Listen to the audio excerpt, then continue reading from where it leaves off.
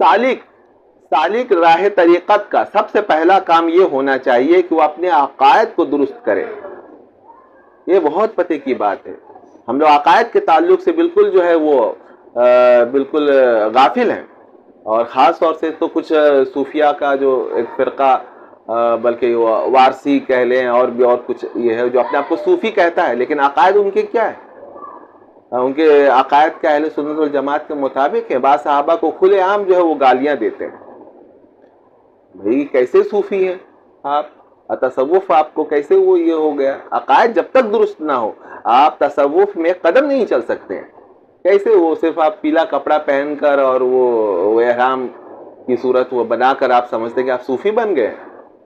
کیسے ہو سکتا ہے؟ شاہ ولی اللہ محدث علی فرما رہے ہیں کہ یہ ہو نہیں سکتا جب تک کہ عقائد کو درست نہ کر لیں. اور عقائد کا درست کا مطلب مجددی صاحب رحمۃ اللہ علیہ نے مجھے وہاں فرمایا کہ عقائد کے درست کرنے کا مطلب بالکل اہل سنت والجماعت کے اکابر نے جو عقائد متعین کر دیا، اہل سنت والجماعت بالکل صاف، وہ ایک بال برابر بھی جو ہے اس میں فرق نہ آنے پائے.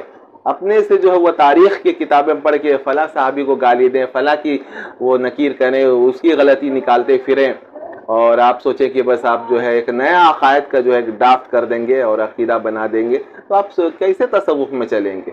ایک قدم بھی نہیں چل سکتے آپ. اس ضمن میں اسے صحابہ، تابعین اور سلف صالحین کے عقائد کو درستگی کے لیے مشعل راہ بنانا چاہیے. دیکھنا چاہیے کہ ان کے عقائد کیا تھے. عقائد کو درست کرنے کے بعد اس کے لیے ضروری ہے کہ وہ اسلام کے جملہ ارکان کو بجا لائے.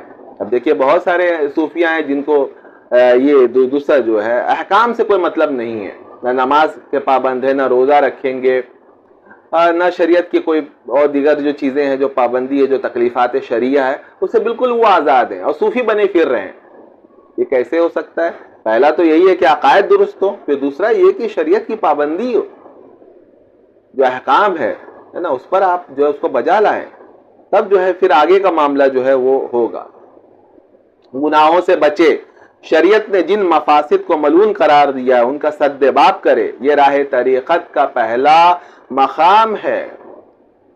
بتائیے اب گناہ جو ہے وہ ہو رہے ہیں، ٹھیک ہے، اور صوفی کا لباس پہن کر کے آپ صوفی بنے پھر رہے ہیں.